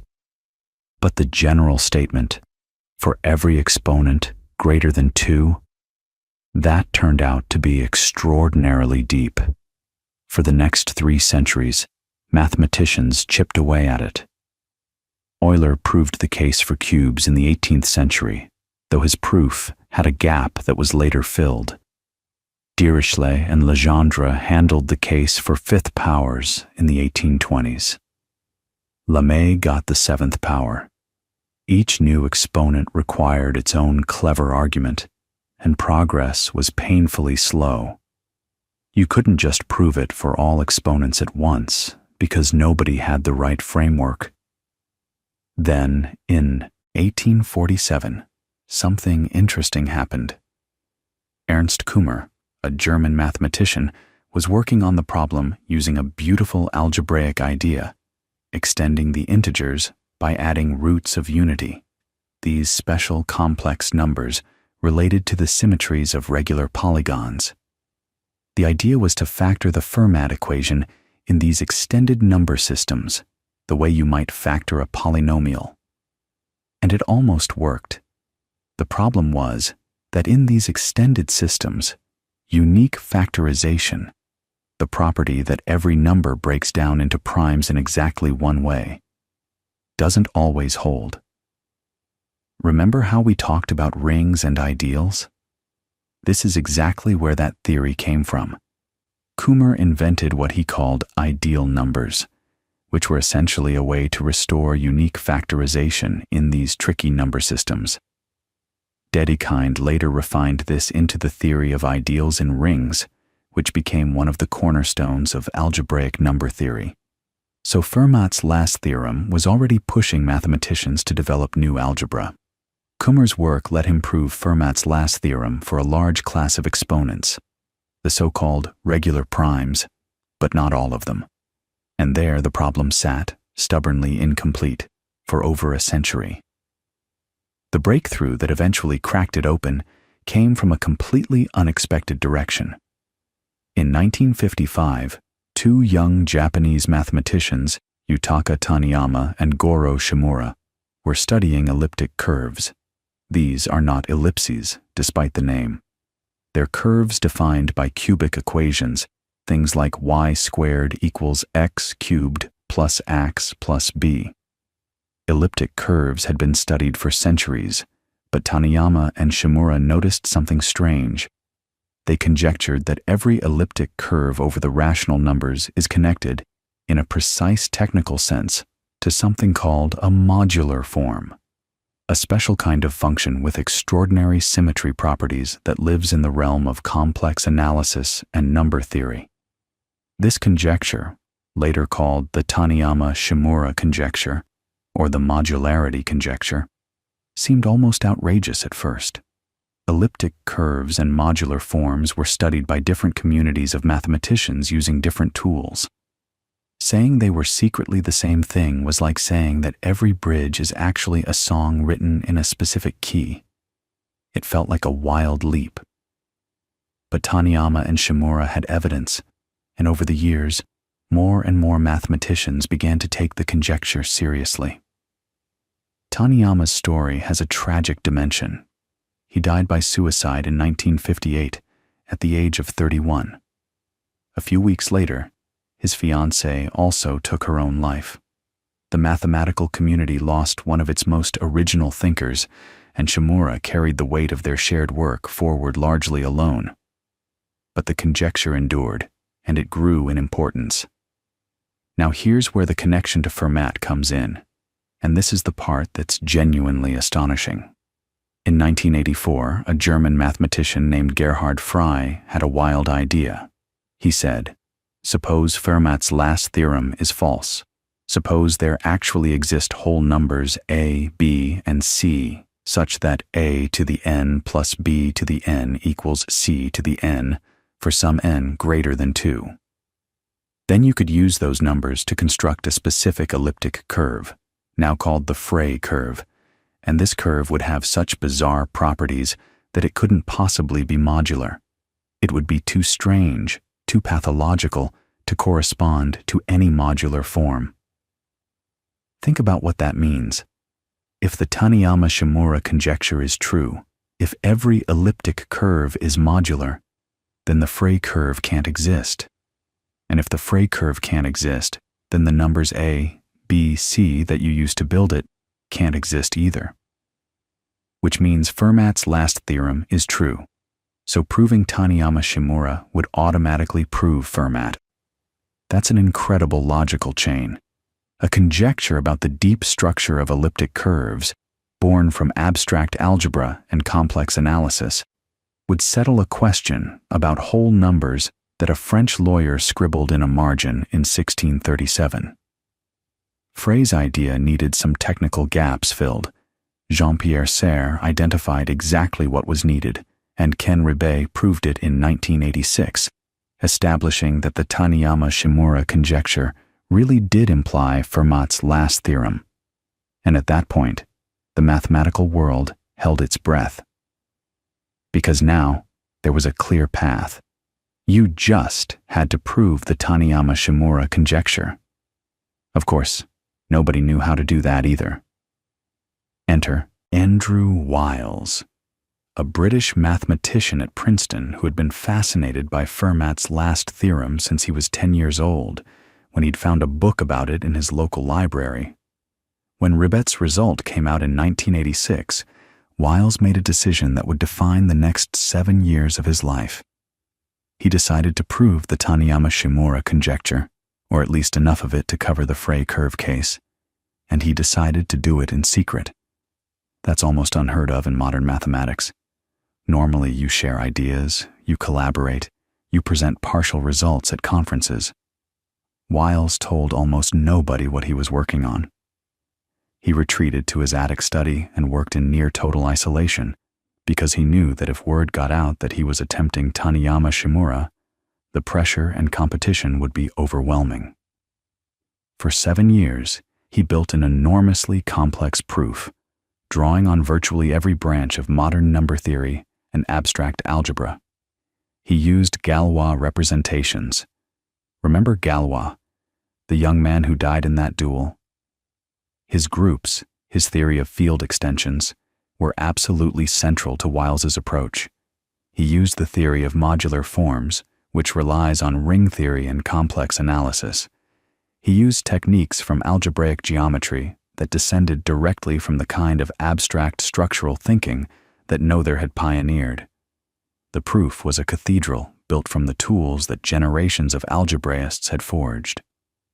In June 1993, Wiles gave a series of 3 lectures at a conference in Cambridge, England. He didn't announce his topic in advance. Over 3 days he built up the machinery, and at the end of the 3rd lecture, he wrote Fermat's last theorem on the board and said, "I think I'll stop here." The room erupted. It was front-page news around the world, a 350-year-old problem, solved. Except it wasn't quite solved. During the peer review process, a subtle gap was found in one part of the proof. And for over a year, Wiles struggled to fix it. He later described this period as the most painful of his mathematical life. He was on the verge of giving up when, in September 1994, he had a sudden insight. He realized that a technique he'd abandoned earlier, combined with a different approach, could bridge the gap. The fix worked. The final proof was published in 1995 in 2 papers totaling about 130 pages, one co-authored with his former student, Richard Taylor. And the thing that makes this story so perfect for what we've been talking about is that the proof is a testament to abstract algebra's power. Without group theory, without ring theory, without field extensions, without the structural perspective that Noether championed, this proof simply could not exist. The problem is about whole numbers. Could anything be more concrete? But the solution lives in the most abstract reaches of modern algebra. That's the paradox and the beauty of it. By going abstract, by stepping away from specific numbers and studying the structures underneath, mathematicians gained the power to say things about specific numbers that were completely inaccessible any other way. And Fermat's last theorem isn't even the end of the story. The modularity theorem, the full Taniyama-Shimura conjecture, which was proved completely by 2001 through work by Bruey, Conrad, Diamond, and Taylor, opened up vast new territories in number theory. It's part of a much larger web of conjectures called the Langlands program, which proposes deep connections between number theory, algebra, geometry, and analysis. The Langlands program is sometimes called a grand unified theory of mathematics, and it's one of the most active areas of research today. At its heart, it's about recognizing structural relationships, about seeing that objects which look completely different on the surface share the same underlying algebraic DNA. So algebra, this thing that started with Babylonian scribes solving word problems about fields and canals, has become the connective tissue of modern mathematics. And not just mathematics.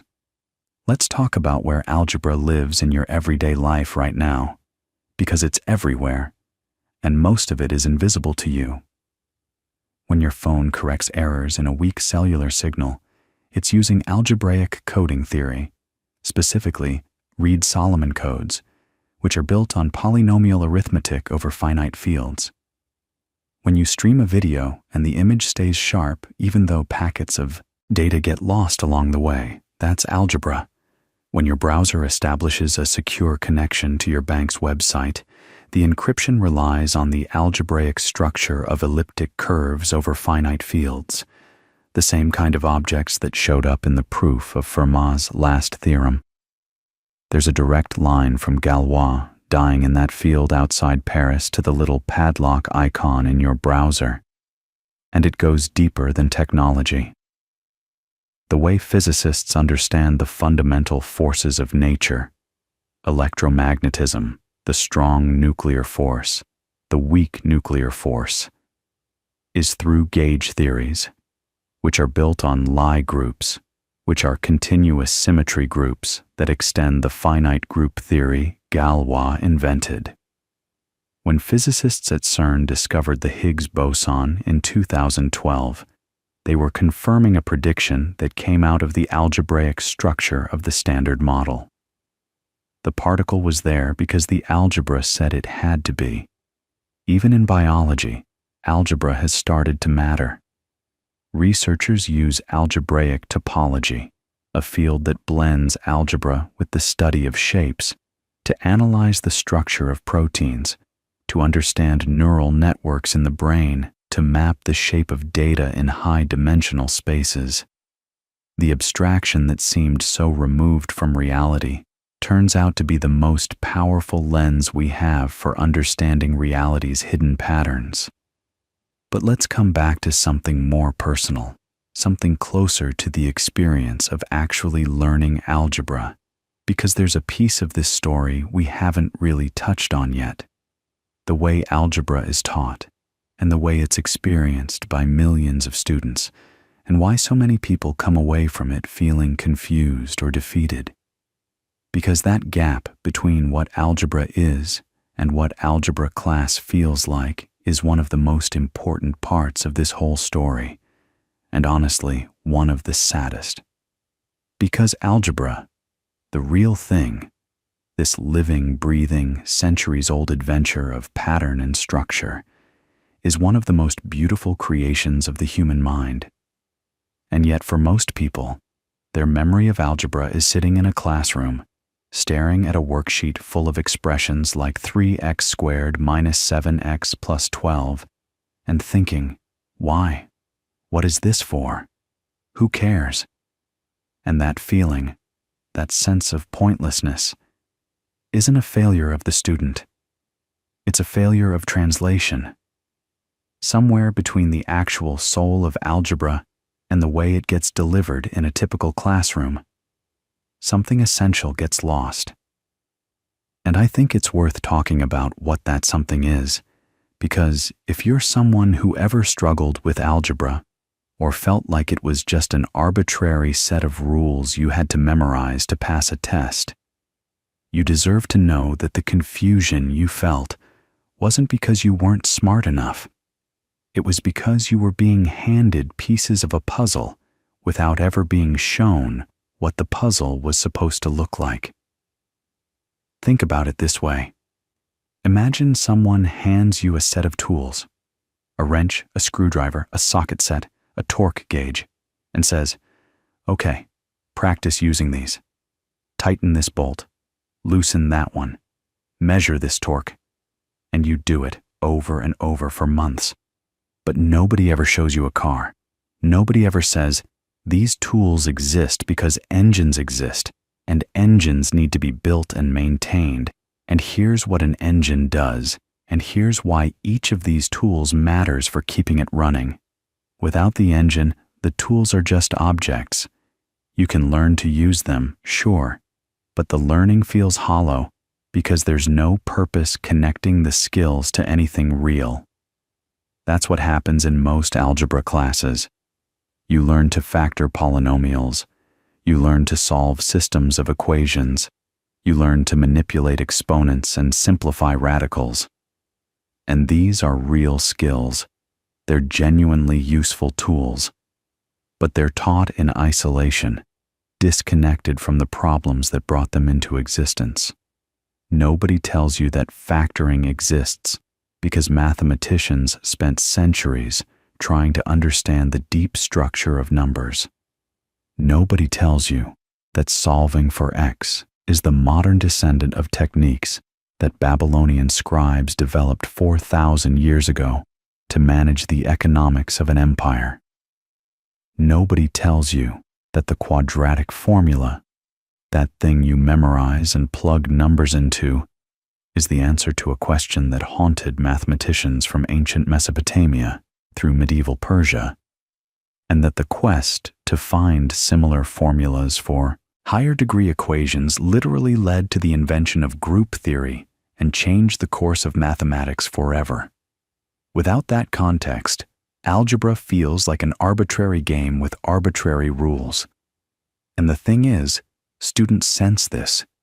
They can feel the absence of meaning, even if they can't articulate it. When a student asks, "When am I ever going to use this?"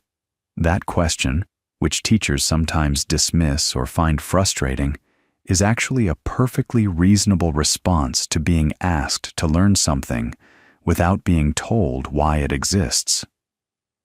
Here's the thing, though. The problem goes even deeper than missing context. There's something about the way algebra is structured as a subject in school that creates specific, predictable points of confusion, places where students reliably get stuck, not because the math is impossibly hard, but because the notation or the conventions or the way ideas are introduced create unnecessary cognitive friction.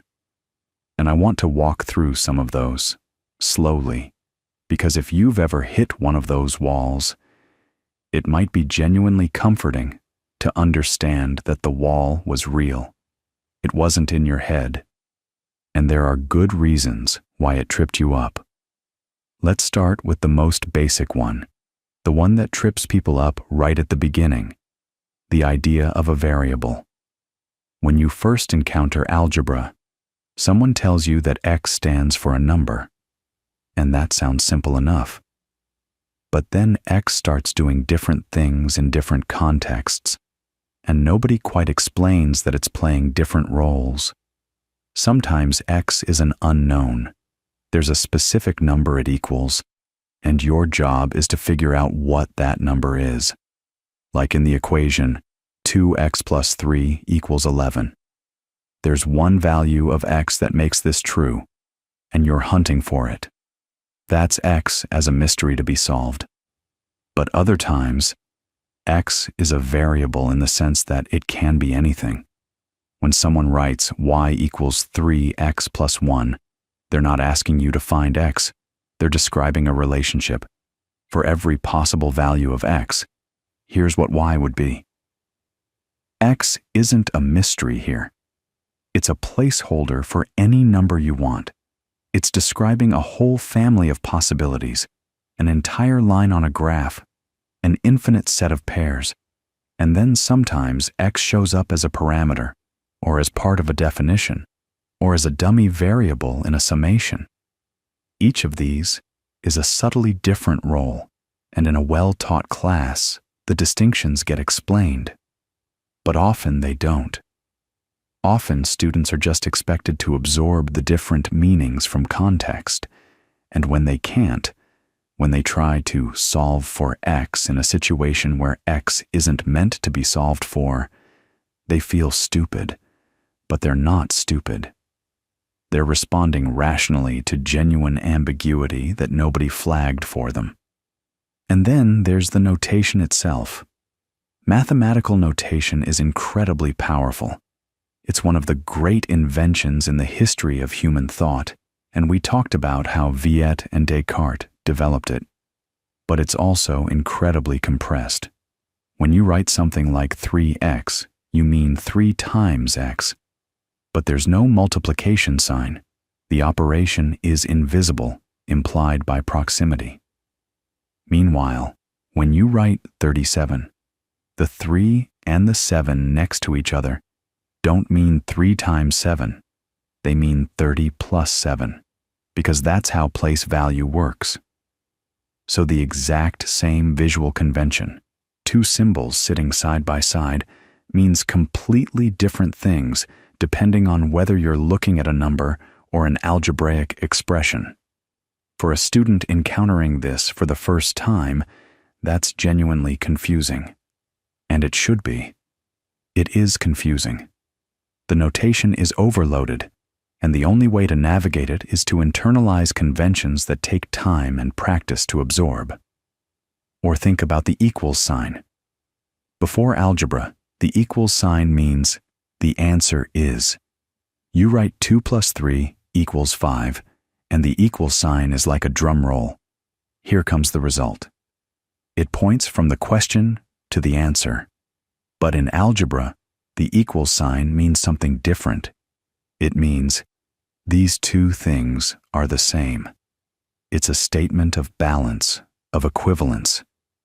When you write 2x plus 3 equals 11, you're saying these two expressions, the left side and the right side, represent the same quantity. And everything you do when you solve the equation is about maintaining that balance. You subtract 3 from both sides. You divide both sides by 2, and at each step, you're preserving the equality while transforming the equation into a simpler form.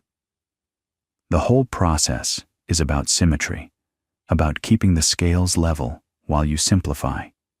But if you're still carrying the old meaning of the equals sign, the answer is, then the process of solving an equation feels arbitrary. Why are you allowed to subtract 3 from both sides? Because you're keeping the balance. But that reasoning only makes sense if you understand that the equals sign is a statement of balance in the first place.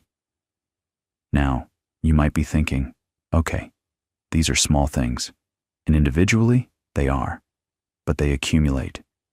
Each small confusion, each unaddressed ambiguity, each convention that's presented as obvious when it's actually quite subtle, they stack up, and by the time a student hits something genuinely conceptually challenging, like negative numbers or rational expressions or the idea of a function, they're already carrying a backpack full of half-understood conventions that make everything harder than it needs to be.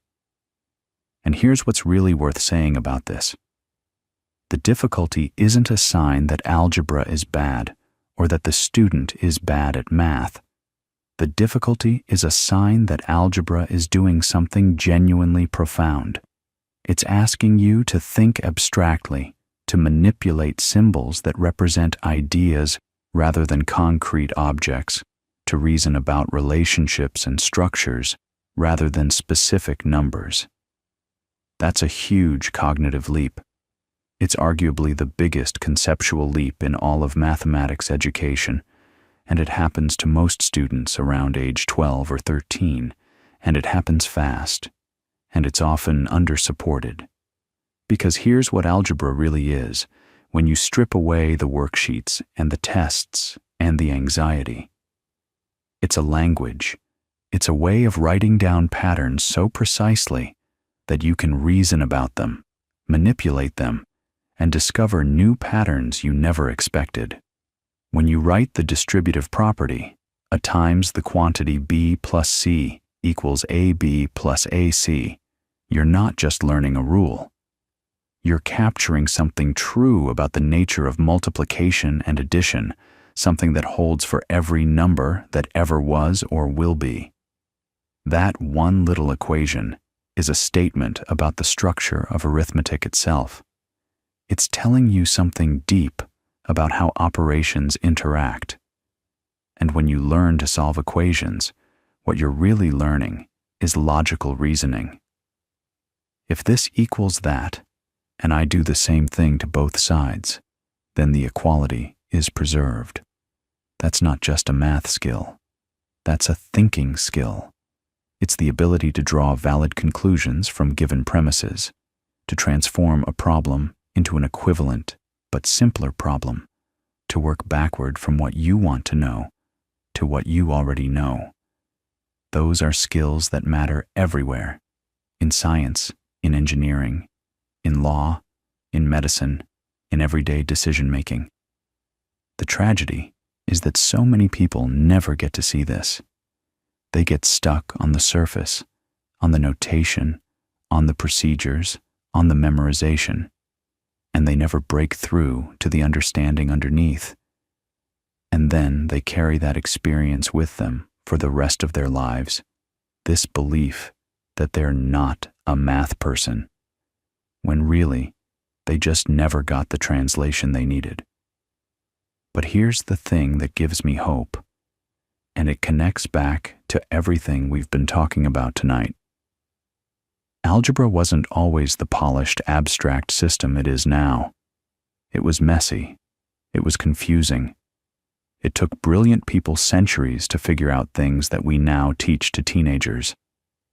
The Babylonians didn't have variables. They used words, and they worked through specific examples, and they built up intuition through practice. Al-Khwarizmi didn't use symbols. He wrote everything out in sentences, painstakingly describing each step. Even as late as the 16th century, when Cardano was publishing his solutions to the cubic, the notation was so clumsy that the formulas were almost unreadable. The abstraction that makes modern algebra powerful is also what makes it hard to learn, and the people who built it struggled with the same things students struggle with today. And that's actually a beautiful thought, if you sit with it. The confusion you might have felt staring at an algebra problem isn't a sign that something is wrong with you. It's a sign that you were grappling with something genuinely deep, something that took humanity's best minds thousands of years to work out. You were standing at the same threshold that al-Khwarizmi stood at, that Vieta stood at, that Galois stood at. The difference is just that nobody told you that's where you were standing. Which brings us to something I think is worth exploring. The question of where algebra goes from here, and what it might look like in the future. Because the story we've been telling tonight isn't over. It's still being written right now, in ways that would have astonished even the mathematicians of 50 years ago. And some of the most exciting developments are happening at the intersection of algebra and computation, in places where the abstract structures we've been talking about are being used to solve problems that nobody ever imagined could be tackled by pure mathematics alone. Think about what's happening right now with computer algebra systems, programs like Mathematica, Maple, SageMath, tools that can manipulate algebraic expressions, solve equations, factor polynomials, compute with groups and rings and fields, all automatically, all at a speed and scale that no human could match. These aren't just fancy calculators, they're systems that understand algebraic structure. They can take a polynomial with 1,000 terms and factor it. They can compute the Galois group of an equation. They can verify whether two algebraic expressions are equivalent by working through the logic symbolically, step by step, the way a mathematician would, but millions of times faster. And here's what's fascinating about that. The development of these systems required people to think very carefully about what algebra actually is, at the deepest level. You can't teach a computer to do algebra by giving it a list of tricks the way a bad textbook might. You have to formalize the rules completely. You have to specify exactly what it means to add, to multiply, to factor, to simplify. You have to define what equal means in every context. And that process of formalization, of making every implicit assumption explicit, has actually deepened our understanding of algebra itself. It's a wonderful feedback loop. The abstraction that Noether and van der Waerden championed in the early 20th century, that framework of groups and rings and fields with their precise axioms, turned out to be exactly the right language for telling computers how to do mathematics. The abstract algebra that seemed so removed from practical concerns became the foundation of computational mathematics, and the applications are everywhere in ways you interact with constantly without knowing it. Let's talk about one that's particularly elegant: error-correcting codes. We touched on this earlier, but it's worth circling back to because the story has gotten so much richer. When you stream a video on your phone, the data travels as a sequence of bits, zeros and ones, through the air, bouncing off cell towers, passing through fiber optic cables, getting routed through servers. At every stage, there's a chance that some of those bits get corrupted. A burst of radio interference, a tiny imperfection in a cable, a cosmic ray hitting a chip. Any of these can flip a 0 to a 1 or vice versa. And yet the video plays perfectly. No glitches, no errors, no garbled frames. How? Because the data is encoded using algebraic structures, specifically structures built from finite fields and polynomial rings that allow the receiving device to detect and correct errors automatically. The Reed-Solomon codes that protect your data were invented in 1960 by Irving Reed and Gustav Solomon at MIT's Lincoln Laboratory, and they work by treating your data as coefficients of a polynomial over a finite field. That might sound abstract, but think about what it means. Your message, your video, your text, your photo gets translated into a polynomial, and then that polynomial gets evaluated at a bunch of extra points. Those extra evaluations are the redundancy, the safety net. If some of the values get corrupted during transmission, the receiver can use the uncorrupted values to reconstruct the original polynomial, because a polynomial of degree n is completely determined by n plus 1 points. It's algebra, pure, beautiful algebra. And it's running every time you make a phone call, every time you scan a QR code, every time a space probe sends images back from Jupiter. Now, that's an application that's been around for decades, but the intersection of algebra and computation is producing new breakthroughs all the time. One of the most important areas right now is cryptography, the science of keeping information secure. And this is a place where abstract algebra isn't just useful, it's essential. The security of the internet, of your bank account, of encrypted messaging apps, of national defense communications, all of it rests on algebraic structures. Here's how it works at the most basic level. Public key cryptography, the system that makes secure online communication possible, depends on mathematical operations that are easy to do in one direction, but incredibly hard to reverse. The classic example is multiplication versus factoring. It's easy to multiply two large prime numbers together. A computer can do it in microseconds. But given the product, finding the original two primes is extraordinarily difficult. The RSA crypto system, developed by Rivest, Shamir, and Adelman in 1977, exploits exactly this asymmetry, and it works within the algebraic structure of modular arithmetic with remainders, which forms a ring. The security of RSA depends on the algebraic properties of that ring, on theorems about prime numbers and modular exponentiation that Euler and Fermat would have recognized, dressed up in modern computational clothing. But here's where the story gets really interesting and a little bit urgent. Quantum computers threaten to break RSA. A sufficiently powerful quantum computer could factor large numbers efficiently using an algorithm discovered by Peter Shor in 1994, which would render RSA useless. And so, cryptographers have been racing to develop new systems, post-quantum cryptography, that would be secure even against quantum attacks. And where are they finding the mathematical structures to build these new systems? In algebra.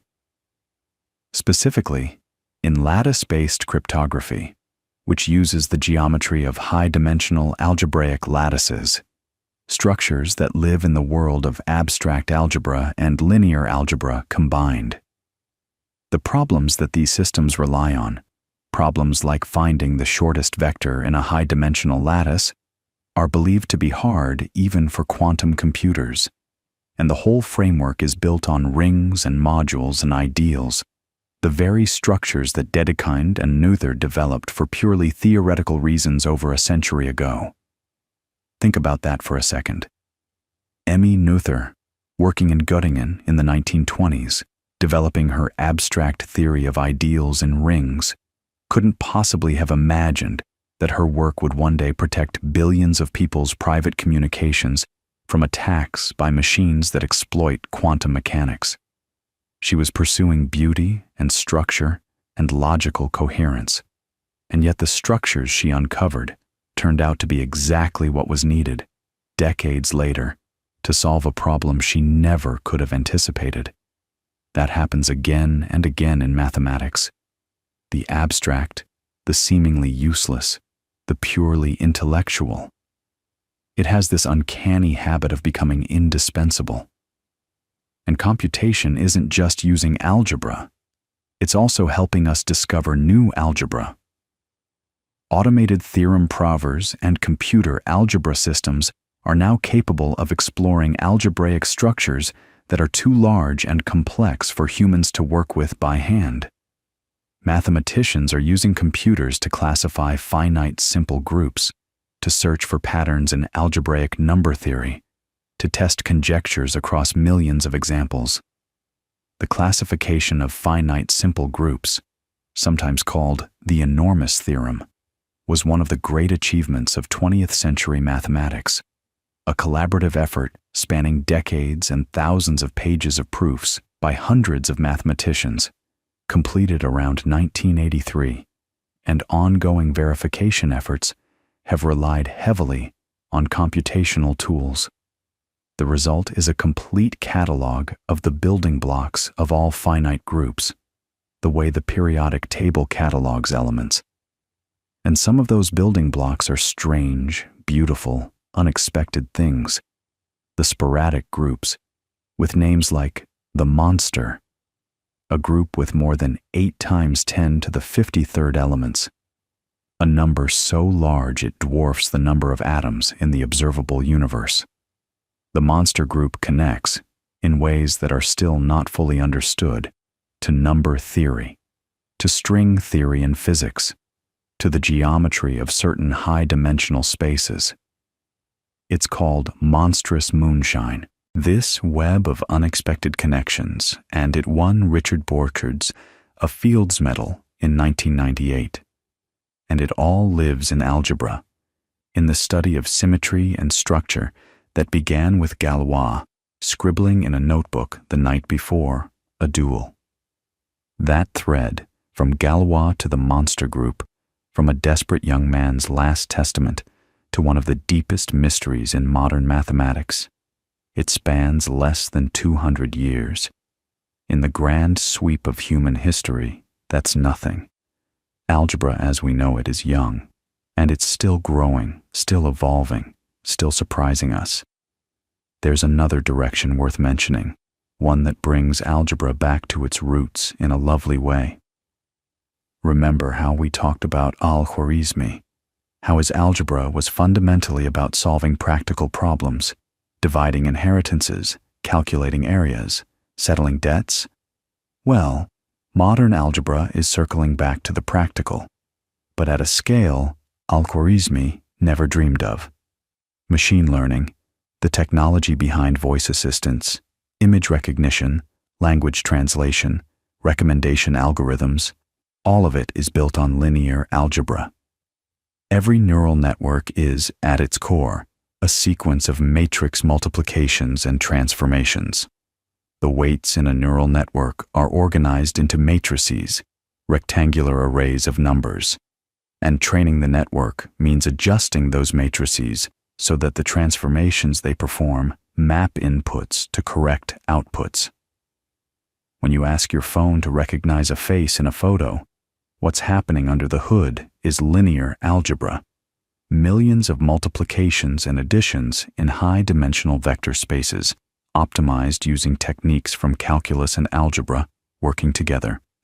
And the algebraic perspective is becoming more important, not less. Researchers are using ideas from group theory to build neural networks that respect symmetries.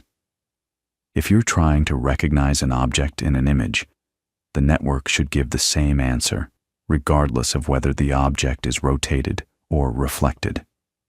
That's a symmetry constraint, and the natural language for expressing it is group theory. These are called equivariant neural networks, and they're one of the hottest areas in machine learning research right now. The abstract algebra of the 19th century is being woven into the artificial intelligence of the 21st. So here you are, lying in the dark, and we've traveled a very long way together tonight. We started in ancient Babylon, with scribes pressing cuneiform into wet clay tablets, working out problems about fields and canals using nothing but words and specific numbers. We watched the idea of algebra slowly take shape through the geometric proofs of the Greeks, through the revolutionary acceptance of zero and negative numbers in India, through the golden age of Islamic mathematics, where al-Khwarizmi gave the subject its name and its systematic methods.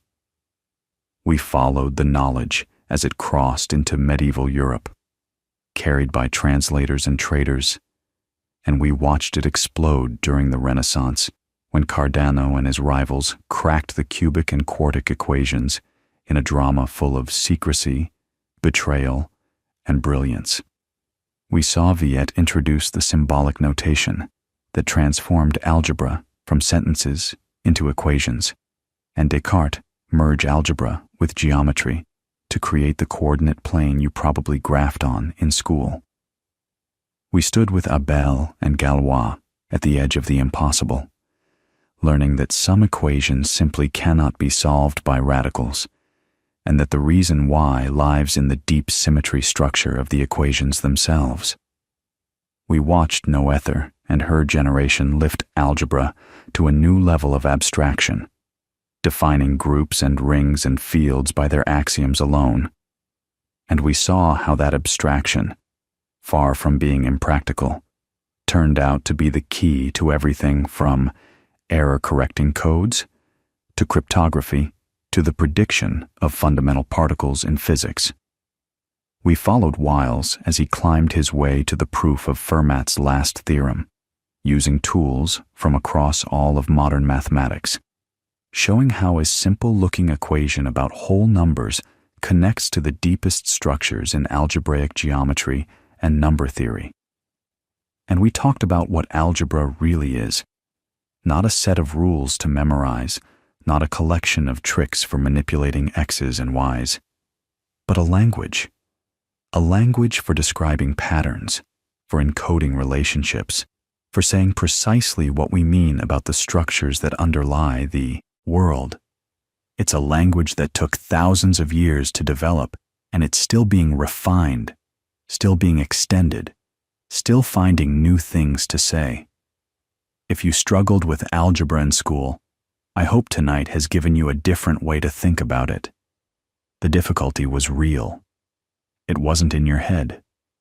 You were being asked to learn a foreign language, one with its own grammar, its own idioms, its own strange conventions. And nobody told you that's what was happening. Nobody told you that the equal sign has been confusing people since Robert Record invented it in 1557. Nobody told you that negative numbers were controversial for centuries, that even great mathematicians called them absurd and fictitious. Nobody told you that the letter X stands for the unknown because of a quirk of translation from Arabic to Spanish to Latin. The confusion you felt was honest confusion, the kind that comes from encountering something genuinely profound for the first time. And if you didn't struggle with algebra, if it came naturally, if you loved the satisfaction of solving for X, and seeing everything click into place, then I hope tonight has shown you just how deep the rabbit hole goes.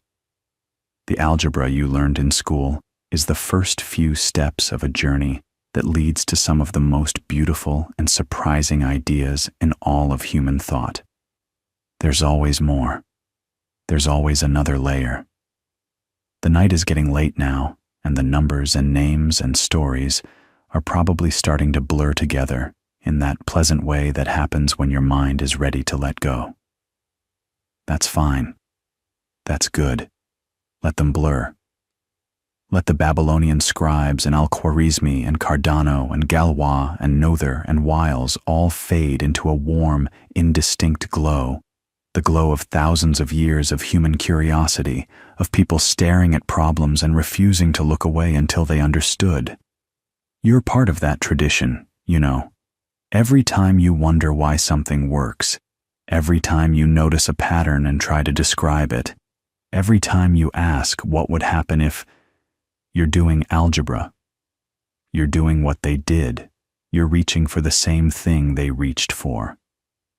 And that's a good thought to fall asleep to. The story of algebra is the story of people trying to understand the world by finding the hidden structures beneath the surface. And it's a story that never really ends. It just gets quieter and deeper and more beautiful the further in you go. So let it carry you now. Let the patterns dissolve into dreams, and rest well, knowing that the language of the universe is patient, and it will be there whenever you're ready to listen again.